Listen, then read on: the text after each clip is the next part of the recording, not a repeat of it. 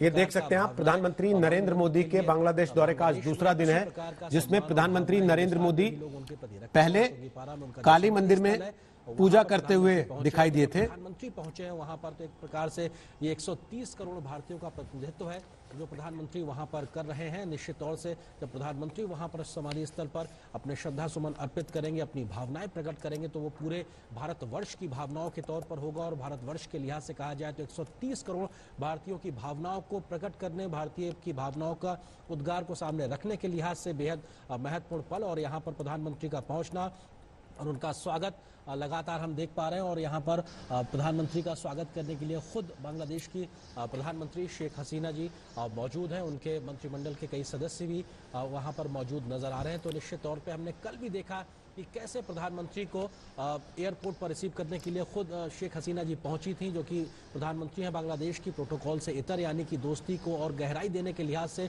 उनके इस जेस्चर को देखा गया। और आज भी अब जब प्रधानमंत्री बंगबंधु के यहाँ पे समाधि कॉम्प्लेक्स में पहुंचे हैं तो खुद प्रधानमंत्री शेख हसीना ने उनको यहाँ रिसीव किया। और ये रेड कारपेट ये बताता है कि कैसे भारत के प्रति बांग्लादेश में प्रधानमंत्री मोदी के प्रति एक आदर है, भारतीय लोगों के प्रति आदर है। और ये साफ तौर पे इस बात का दर्शाता है कि कैसे भारत और बांग्लादेश दोस्ती को आगे बढ़ाने के लिए तो शेख मुजीबुर रहमान को श्रद्धांजलि देने के लिए प्रधानमंत्री नरेंद्र मोदी उनके स्मारक पर पहुंचे हैं। साथ में शेख हसीना उनको अगवानी करके ले जा रही हैं। चित्रा त्रिपाठी हमारे साथ फोन लाइन पर आ गई हैं। चित्रा, बोलिए।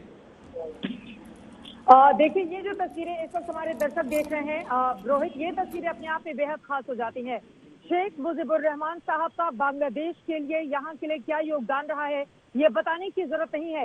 यहाँ का हर एक नागरिक उन्हें राष्ट्रपिता के तौर पर जानता है। और प्रधानमंत्री नरेंद्र मोदी का, आपको बता दें, भारत की ओर से इतना बड़ा कोई चेहरा पहली बार वहां पर जा रहा है शेख साहब को अपनी श्रद्धांजलि, अपने श्रद्धा सुमन अर्पित करने के लिए। और आपको ये भी बताते चले, 17 मार्च 1920 को इसी गोपालगंज में, जहां पर मेरी मौजूदगी है, इस इलाके में उनका जन्म हुआ था। यहीं से अपने राजनीतिक उन्होंने आगे बढ़ाया और उसके बाद बांग्लादेश के न सिर्फ वो पहले राष्ट्रपति बने बल्कि उसके बाद प्रधानमंत्री भी बने। 1975 में षड्यंत्र के तहत उनकी हत्या कर दी जाती है।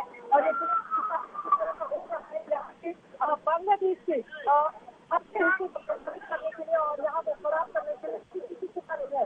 प्रधानमंत्री नरेंद्र मोदी का यहाँ जाना कल शाम के एक बड़े कार्यक्रम में पीएम ढाका में शामिल करार देते हुए ये कहा गया था कि इस बांग्लादेश को आगे बढ़ाने में उनका बहुत बड़ा रोल रहा है। ये बांग्लादेश अपनी शहर का, अपने राष्ट्रपिता का 100वीं जन्म जयंती मना रहा है। और इस खास मौके पर प्रधानमंत्री नरेंद्र मोदी यहाँ मुख्य अतिथि बनकर आए हुए हैं। शेख हसीना को भी आपको बता दें चले कि जिस हिस्से में ये बना हुआ है वहाँ पर, वहीं पर उनके मजार भी है, वहीं पर उनका जन्म हुआ था। और वहीं पर शेख हसीना ने अभी एक नए बिल्डिंग, हालांकि जो पुराना मकान था उसकी जगह से नए बिल्डिंग बनाया गया है, जिससे शेख साहब से जुड़ी हुई उनके तमाम तस्वीरें, उनकी तमाम यादें और वहाँ पर काफी पहले से तैयारी की जा रही थी कि भारत के प्रधानमंत्री को वहाँ पर पहुंचना था। ये महत्वपूर्ण हो जाती है। 1971 26 मार्च का वो समय जब बांग्लादेश की आजादी के लिए बांग्लादेश का यहाँ पर लड़ता हुआ हिंदुस्तानी एक तरफ हिंदुस्तान जैसे हुआ तो दूसरी तरफ बांग्लादेश आजाद होता है और विश्व की मानसिकता में एक का उभार होता है, जिसमें एक बहुत बड़ा रोल हिंदुस्तान का होता है। ऐतिहासिक अगर बांग्लादेश का रोल कितना ज्यादा इसके अलावा आपको बहुत महत्वपूर्ण हो जाता है। इसके अलावा आपको बताते चले, चूंकि बंगबंधु यहाँ के लिए जब बांग्लादेश आजाद हुआ था उस समय पाकिस्तान की वो जेल में बंद थे। एक साल के बाद, बांग्लादेश की आजादी के बाद 1 साल के बाद उन्हें छोड़ा गया था। और उसके बाद वो यहाँ पर 1973 में उनको प्रधानमंत्री के तौर पर यहाँ की जनता ने अपने सिर माथे पर बिठाया था और प्रचंड जीत के साथ वो सत्ता के शीर्ष तक पहुंचे थे। हालांकि 1975 का काला अध्याय भी यहाँ की जनता नहीं भूलती है। इसी वजह से अपने इस राष्ट्र नायक के इस जन्म शताब्दी को यहाँ का एक एक व्यक्ति बहुत अच्छे से मनाना चाहता है।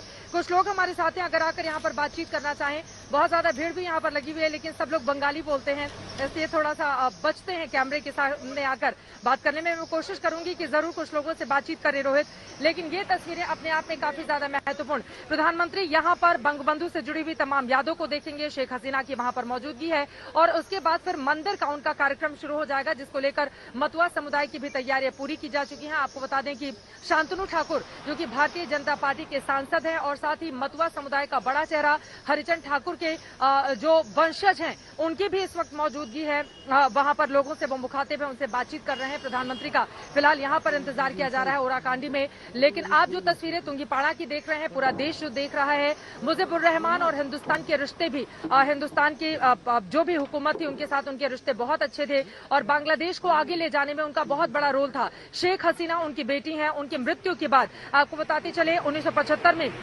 उनकी जान चली गई और षड्यंत्र के तहत उनको मार दिया गया और उसके बाद 6 सालों तक इस परिवार ने बहुत बुरा दौर देखा, जिसके बाद 1981 में यहाँ पर शेख हसीना बांग्लादेश में आती हैं और उसके बाद आवामी लीग को आगे बढ़ाने में फिर वो लगातार लग जाती हैं और फिर यहाँ की सत्ता के शीर्ष तक पहुंचती हैं। तो यहाँ पर भावनात्मक तौर पर अपने इस राष्ट्रपिता से जुड़ा हुआ ये मुल्क उनकी 100वीं जन्म जयंती मना रहा है। ये राष्ट्र अपनी आजादी के 50 साल पूरे होने पर जश्न मना रहा है और ये राष्ट्र हिंदुस्तान के साथ अपने कूटनीतिक रिश्तों के 50 साल पूरे होने पर भी जश्न की तैयारियां और उसकी तस्वीरें नरेंद्र मोदी का ढाका में। मुजीबुर रहमान के स्मारक पर इस वक्त मौजूद हैं और वो उन्हें श्रद्धांजलि अर्पित कर रहे हैं।